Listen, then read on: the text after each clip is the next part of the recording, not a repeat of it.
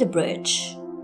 A relieved Ram immediately instructed his army to build a bridge over the ocean. Work began at once.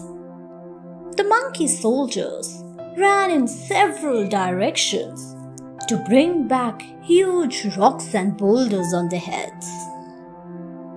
They formed a long queue, passing the rocks from one to the other, chanting Ram's name all the time. Nal and Neel threw the rocks and the boulders in the ocean. Ram and Lakshman were very happy with the monkey's hard work, devotion, and sincerity as they finished building the bridge. Meanwhile, Hanuman was carrying a huge mountain from the Himalayas when he heard that the bridge was complete.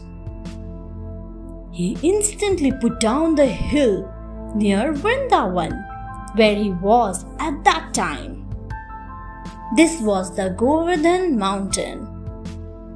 The mountain thought that it was not fortunate enough to serve Lord Ram. However, Hanuman pacified it and said that it would be of great use to Lord Krishna, yet another incarnation of Lord Vishnu. Shivling at Monkey Rameshwaran.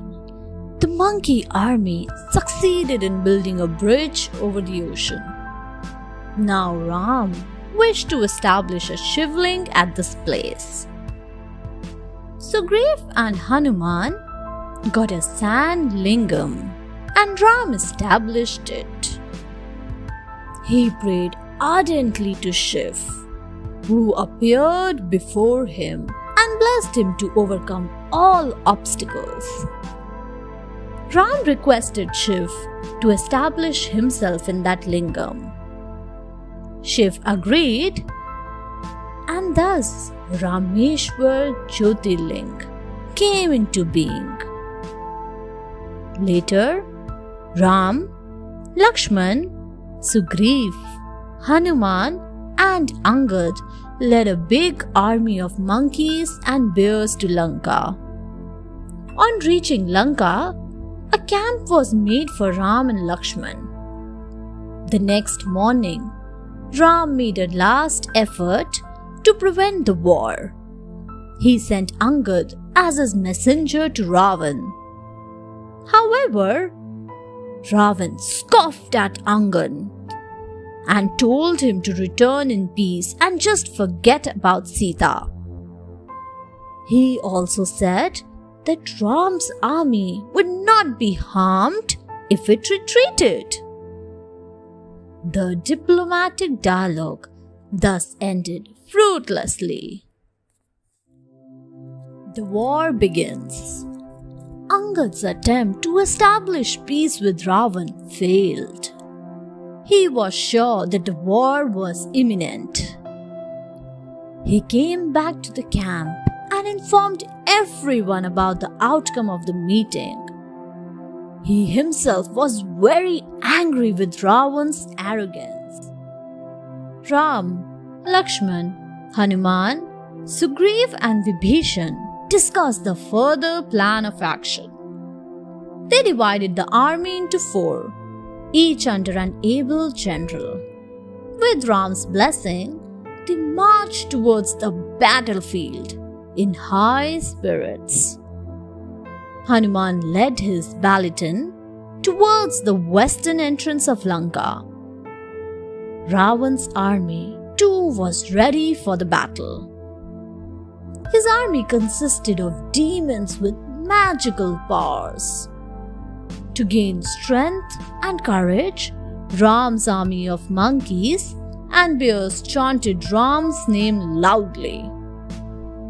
On hearing the thunderous war cries of Angad and Hanuman, the demons started running away out of fright.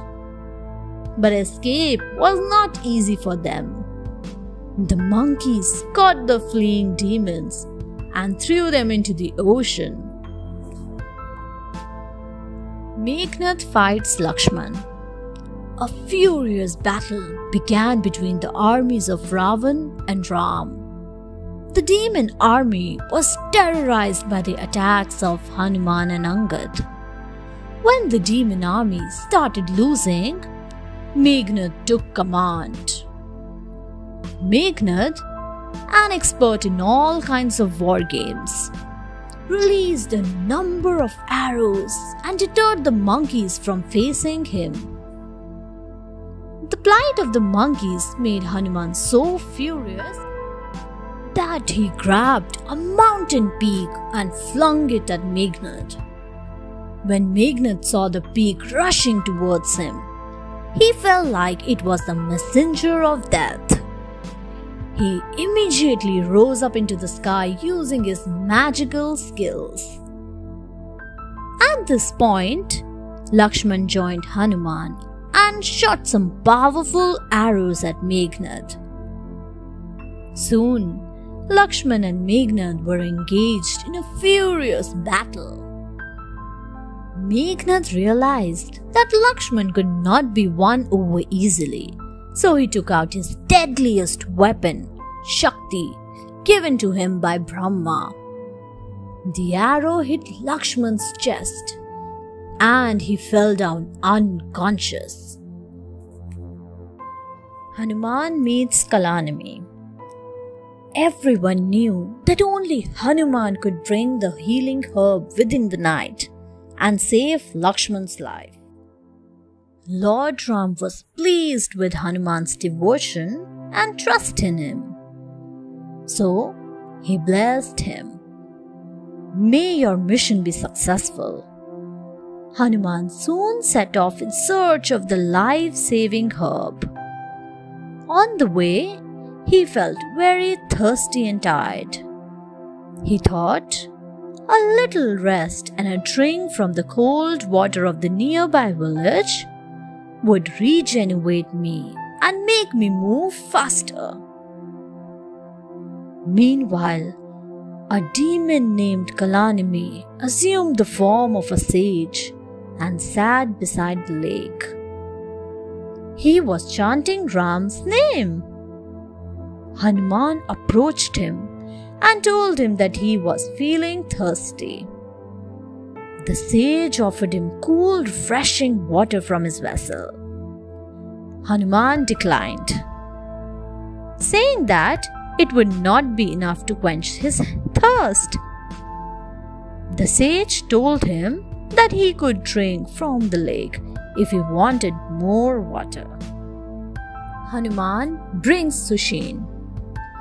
Meghnad succeeded in mortally wounding Lakshman. Hanuman was shocked at the sight.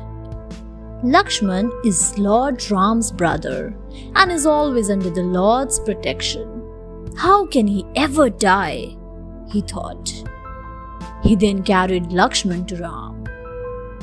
The wise Jambavan told the speechless Ram, "O Lord, we must get Sushen, the best physician available in Lanka, as soon as possible.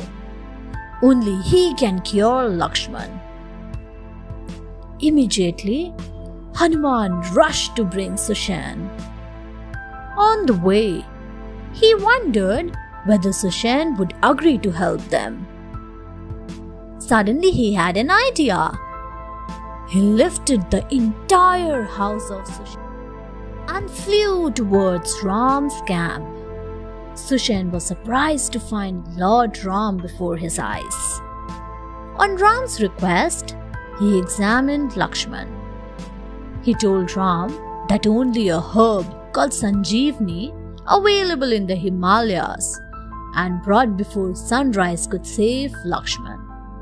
Hanuman was entrusted with the job of bringing the healing herb. Hanuman kills Kalanami. Ravan had sent Kalanami to prevent Hanuman from getting the herb before sunrise. Kalanami, disguised as a sage, asked Hanuman to drink water from the nearby lake. But the moment Hanuman stepped into the lake, his foot was seized by a crocodile. Hanuman shook his foot free and killed the crocodile. A divine being arose from the crocodile's dead body. He told Hanuman, "O follower of Ram, all my sins disappeared after I had the good fortune to see you. I am blessed that you touched me. The sage who sent you here to this lake is a demon in disguise. His name is Kalanami." Hanuman was furious. He rushed back to Kalanami and killed him with one blow. He then hurried to Drongiri and started looking for the Sanjeevani herb. He managed to find lots of similar looking plants on the mountain range.